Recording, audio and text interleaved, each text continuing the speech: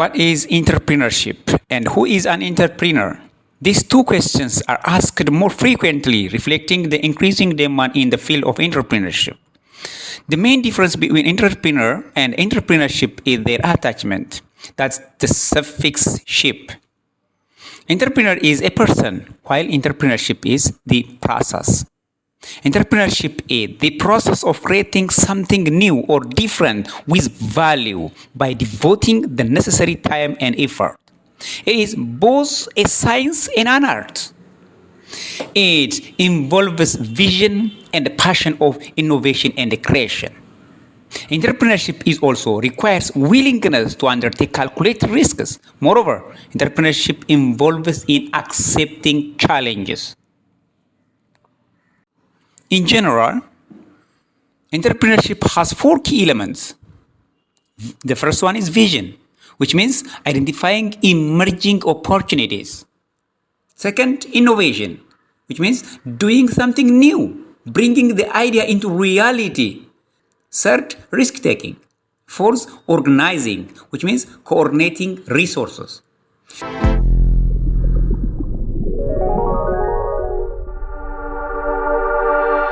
Different definitions of entrepreneur by different peoples. As I said earlier, entrepreneurs are peoples, those able to bring something new with value. Value for self, value for organization, value for the community and the country as a whole. An entrepreneur is a change agent who transforms resources into useful goods and services. He is able to bring real change both in an organization and individual life with visible value. So, entrepreneurship also are resource allocators for better productivity and to create better working environment in an organization. Peter Drucker says like this. In general, an entrepreneur is someone who perceives an opportunity and creates an organization to pursue it with the intention of being profitable.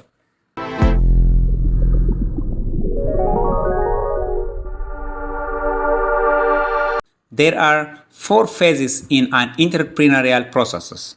The first one is identifying the evaluating business opportunity. This is phase one. Identifying. Entrepreneurs believe that before they bring ideas into reality, they identify the ideas and the information needs to come first. They identify it on the scratch. They identify ideas if it can bring value for individuals or to the community. And second then, they develop plan. Developing business plan is the second phase. That's very important. And then they determine resources. Those are required to start it. The resources required for business. Finally, managing the enterprise.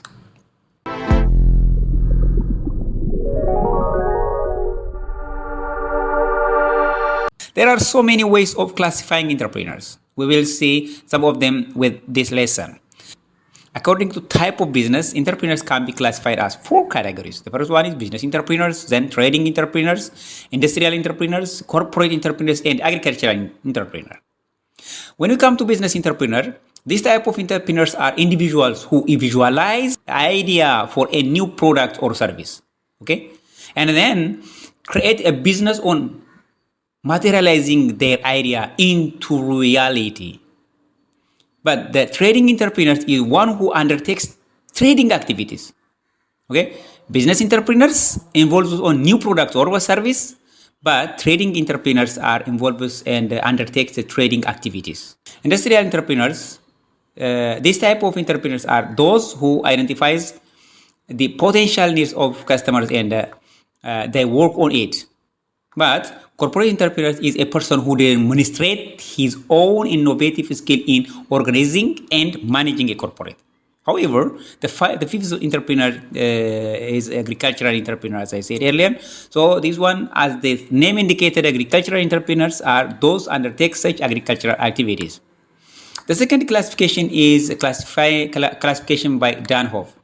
According to Danhoff, entrepreneurs also classified into three categories: innovative entrepreneurs, imitative entrepreneurs, and Fabian entrepreneurs. Okay, so an innovative entrepreneur is the one who introduces new goods, new methods or production, discover new market, and recognize the enterprise. But imitative entrepreneurs do not involve the change themselves. They only imitate techniques and technology involved by others. Such type of entrepreneurs are particularly important for developing countries. The third one is Fabian entrepreneurs. Fabian entrepreneurs are characterized by a very great caution and suspicion in experimenting changes in their enterprise. When it comes to the third one, classification according to motivation, also we just classify them into different category. Motivation is, by the way, by itself, it's the force that influences the effect of an entrepreneur to achieve his or her objective. Therefore, we can classify them as pure entrepreneurs and induced entrepreneurs, motivated entrepreneurs, and spontaneous entrepreneurs. The pure entrepreneurs are motivated psychologically and economic rewards. Okay, the pure entrepreneurs are motivated by psychological and economic rewards. The entrepreneur undertakes the enterprise for his personal satisfaction. It means, but when you come to induced entrepreneur, it's the one who is induced to take up entrepreneurial tasks due to the policy measures of the government that provides assistance, incentives, and necessary overhead facilities to start a venture. But motivated entrepreneurs is the desire for self-fulfillment. They're motivated by the possibility of making and marketing some new products. But the spontaneous entrepreneur is one who is motivated by his natural talent. This kind of entrepreneur is very confident in their natural blessing from God and want to undertake business because they believe their natural gifts will enable them to do so. According to the use of technology, we also classify entrepreneurs as technical, non-technical, and professional entrepreneurs. As the name indicates, it says, technical entrepreneurs have a technical knowledge regarding innovation of new products. It means they concentrate on manufacturing or technical aspects rather than marketing. But the non-technical entrepreneurs are the vice versa of technical entrepreneurs. It means they are not concerned with technical aspects of the product. Okay? They can concentrate on developing alternative marketing, distribution, and promotion aspect of their products rather than the manufacturing aspect. However, and the final is professional entrepreneurs. These are interested in neither the technical aspect nor in the non-technical aspect of the product. They are interested in establishing a business but doesn't have interest to manage or operate once a business is established. Professional entrepreneurs sell their business ideas and look on to creating another business.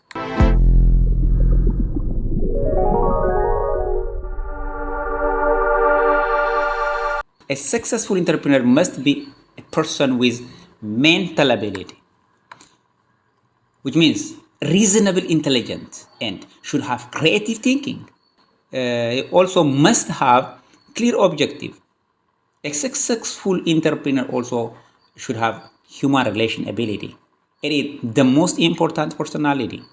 An entrepreneur who maintains good human relation with customers, employees, suppliers, creditors, and the community is much more likely to succeed in his business than the individual who does not participate good human relations. Communication ability also the other important aspect that an entrepreneur should have. An entrepreneur who has effectively communicated with employees, suppliers, and creditors will be more likely to succeed than the entrepreneur who does not. Furthermore, being a motivator, self-confidence, having problem-solving skills, and risk-taking ability, being goal-setter, and future-oriented are key characteristics of successful entrepreneurs.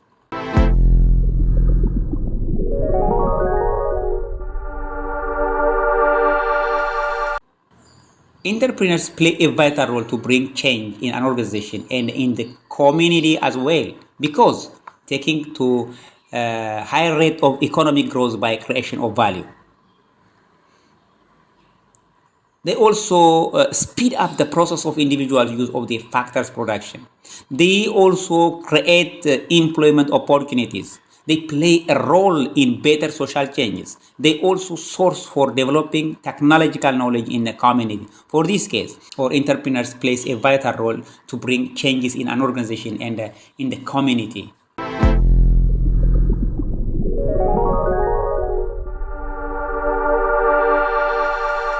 An entrepreneur is different from manager, by the way, but it doesn't mean that they are entirely different from each other.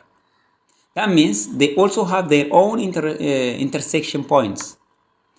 They have similarities and differences, which means when it comes to similarity, both make decisions and are visionaries. Both are accountable for their actions. Both perform management functions. In these points, they are similar. However, there are points that make them different. For example, in regard with primary motive, the entrepreneur is primarily driven by innovation, profit, and need for independence. On the other hand, the manager is driven by power and compensation. In regard with risk taking, also have differentiate.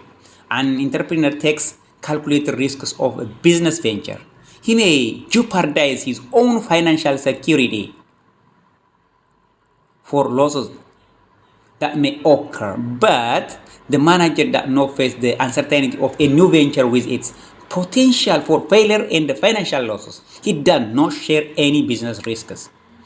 When it comes to regards also, the other point that makes them different, an entrepreneur is motivated by profit, while the manager is motivated by external imposed goals and rewards. The other point is skills. An entrepreneur needs initiation, creative thinking, and innovative ability among other skills. On the other hand, a manager depends more on human relation and conceptual abilities. When we see their status also, an entrepreneur is self-employed and he is his own boss. But a manager is salaried person and he is not independent of his employer.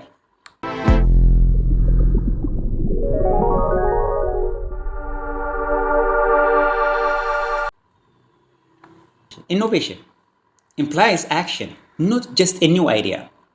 Innovation is the transition of creative idea into a useful application. But creativity is the ability to bring something new into existence. Okay? And the ability to bring something new into existence. Here, there is no action to make the idea to reality. It is the seed that inspires entrepreneurship and it is the prerequisite to innovation. In the creativity process, most social scientists agree on five stages. The first stage is idea germination.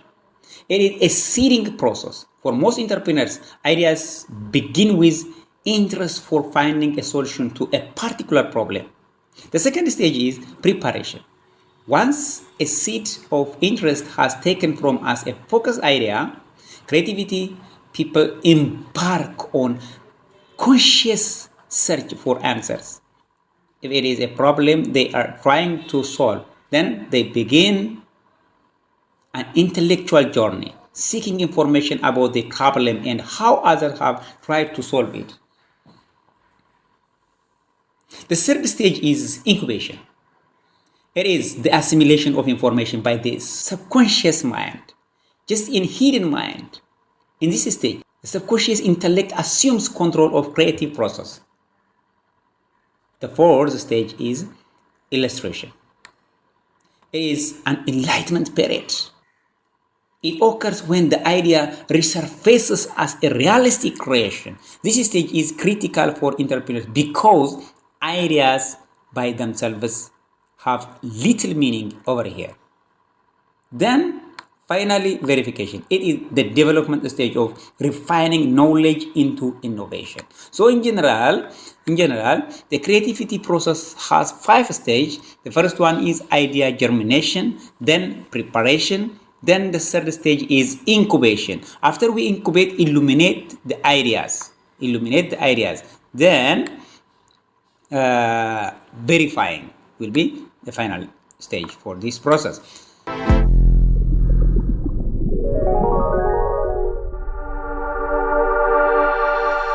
When it comes to innovation, is the process of doing new things. Innovation is the process of doing new things. It is the transformation of creativity idea into useful application, which results in new products, services, or processes. It requires four things to be fulfilled. The first one is analytical planning, including on market strategy. The second one is organizing resources, material resource, financial resource, and human resource, whatever it is. Because to bring the idea into reality in the ground, these resources must be organized. The third point is implementation. In the implementation period, the plan will be changed to reality. Then finally, on the fourth, commercial application. Because finally, applying it to the market. It is the stage where creativity idea transfers into application. This commercial application provides value to customers, reward for employees, revenue for investors, and satisfaction for founders.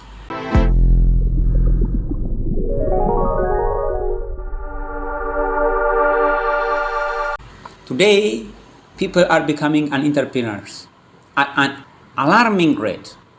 Many people share a dream of becoming entrepreneurs. This shows there are a lot of factors that push ordinary people to become entrepreneurs. The reason behind is two factors: pull factor and push factor. The opportunity that you have to gain control over your own density, the opportunity to reach your full potential and reap unlimited profit pulls you to be an entrepreneur. In addition, the opportunity that you have to contribute to the society is the other pull factor to make us an entrepreneur. On the other hand, community attitude, unemployment, and the disagreement with the previous employer are your push factor. Those forces you to be an entrepreneur.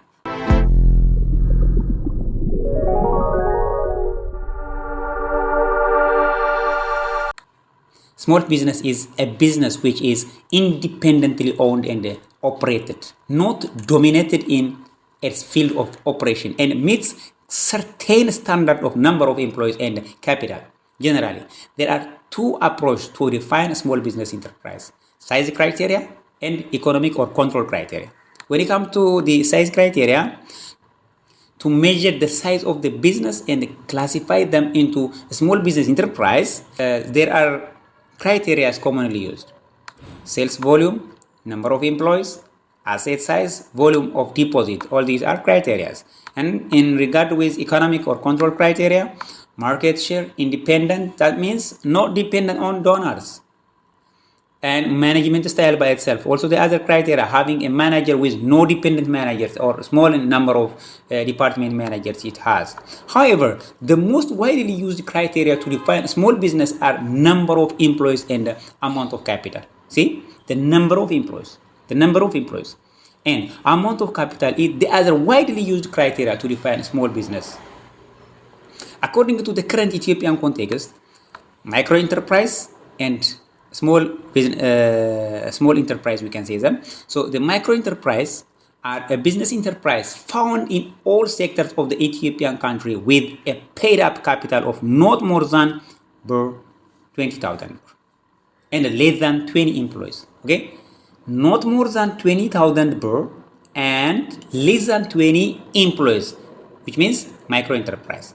But when it comes to small enterprise, are business enterprise with a paid up capital of more than 20,000 but not exceeding 500,000, and with number of employees ranging from 20 to 100.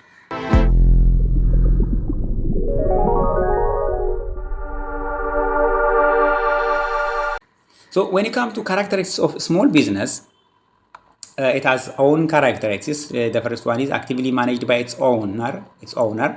Independent management, it means no or few management style.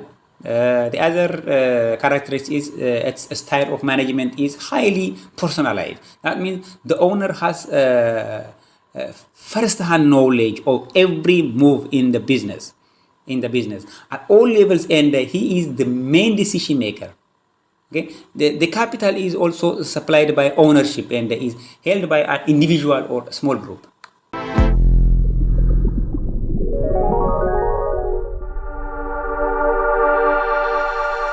Many small business fail due to various reasons. Out of this, the first one is managerial incompetence or inexperience. This takes the first part, which means a small business with incompetence or having a manager with poor experience cause for failure of the business. So the person who manage the small business has to have full experience and management capability. And weak control system also the other point that is cause for failure of small business.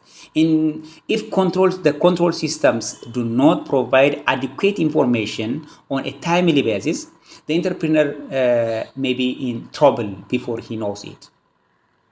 Undercapitalization also the other point. It is also the other factor for failing a business. Poor financial control from initially also can be caused. Inadequate marketing plan, promotion, and a poor location can be cause for small business failures. Or these are the pointers.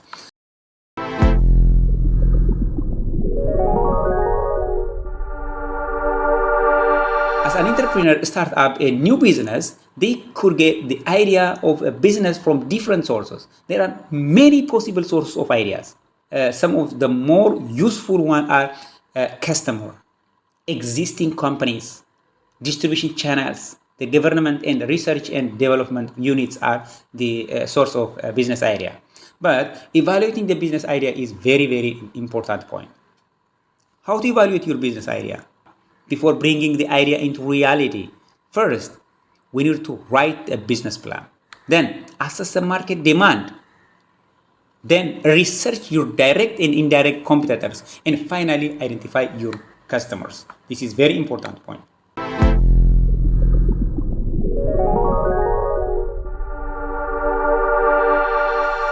Then after, when it comes to launching the business, to start a new business, some key points are required.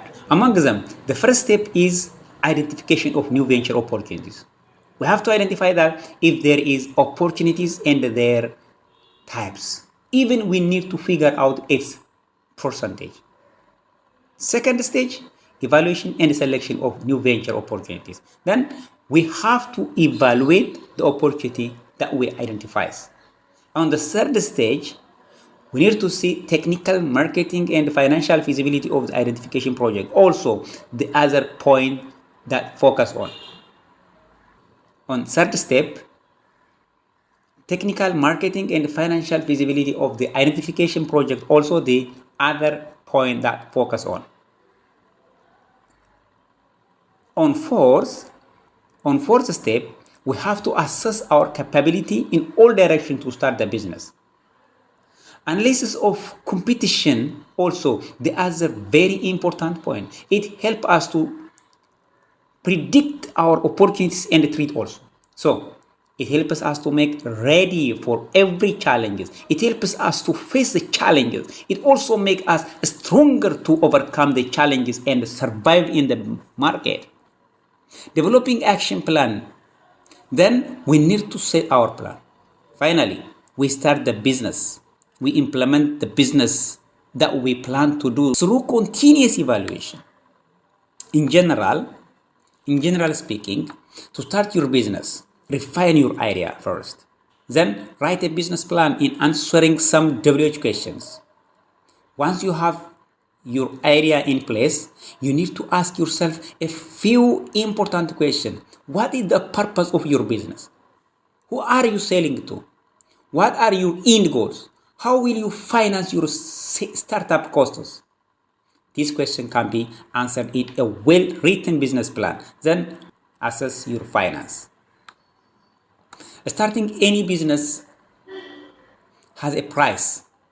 So you need to determine how you are going to cover those costs. Do you have the means to fund your startup? Or will you need to borrow money? If you are planning to leave your current job to focus on your business, do you have money put away to support yourself until you make a profit? Determining the structural legality also the point that has to be focused before you start your new business, whether you're going to structure in sole proprietorship or partnership.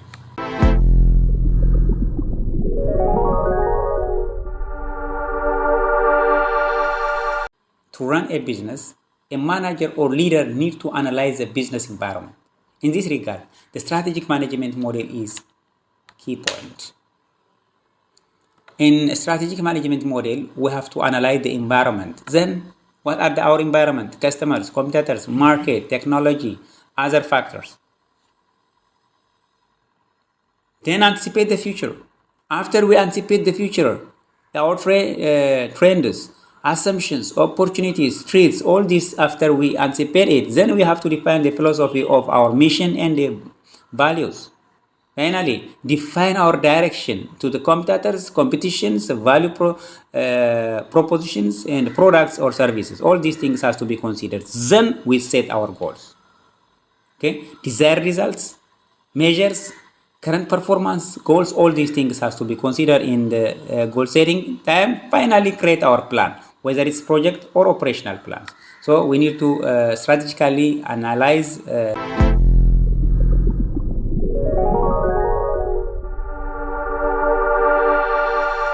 In short speaking, planning for growth means planning for change. Because in a business, to grow means to change. It may be a growth in sales or widening your products or services. In this regard, preparing a business growth plan is very important because it is an outline for where a company sees itself in the next 1 or 2 years. The growth plan should be formatted to follow along with each quarter. At the end of each quarter, the company can review what goals it met and what goals it missed during that period. At this point, management can revise the business growth plan to reflect current market standing. Why business growth plan is important? Why the growth plan is important? The main reason why business growth plan are important is, first, to share the market. Then to minimize risks and to plan on revenue. That's why business growth plan is very important.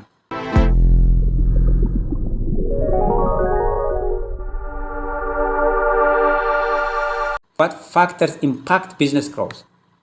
Obviously, countless factors can affect your business growth. But some of the key elements are leadership, management, customer loyalty. So you have to work on these points.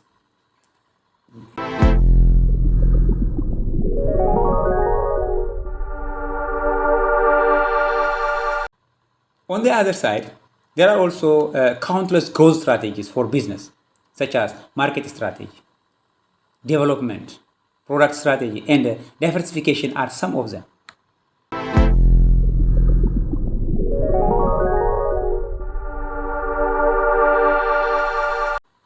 To successfully write a business growth plan, what you have to do is first think ahead.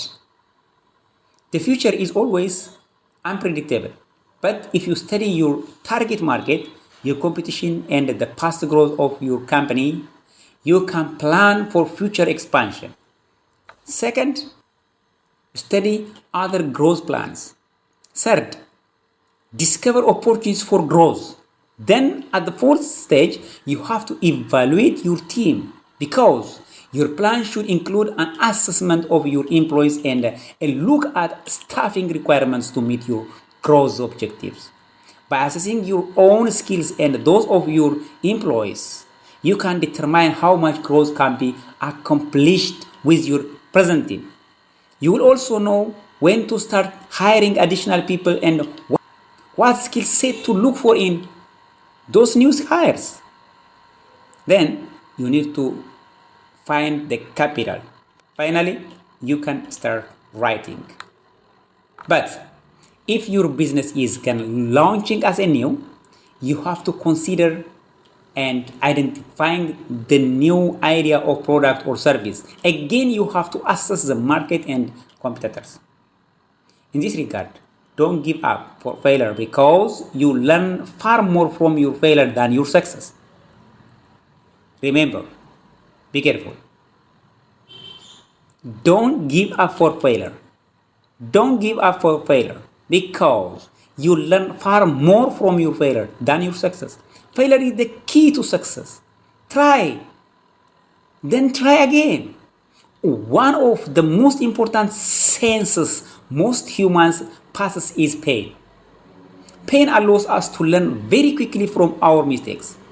Picking up a sharp object, falling over, bumping into things, dropping something on your foot.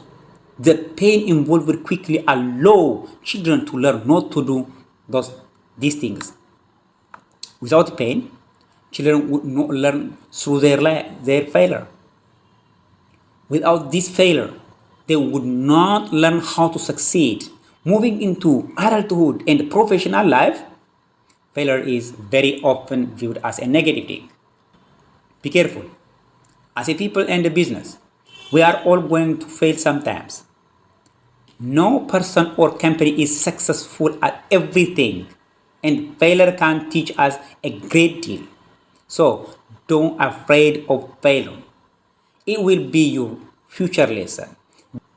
The important thing is to understand the failures and learn from them.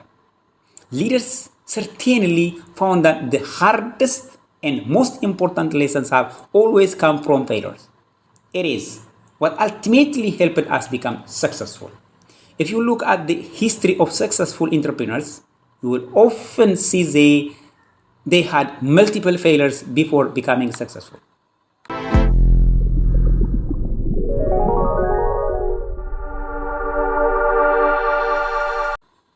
The family firm, sometimes called family-owned business. It may be defined as any business in which two or more family members are involved and the majority of ownership or control lies within a family. By the way, it has own advantages and drawbacks. Well, the advantages conflicts can be reduced in negotiation way. And also they agree on issues easily without going to court. This is the advantage of the family-owned business. When it comes to its disadvantage, also it has drawbacks. The business runs with poor management and leadership skills, mostly traditional in this way. The business will be its traditional way. Decisions are not scientific and systematic. It may be through bashfulness. No sustainable growth due to unable to face changes.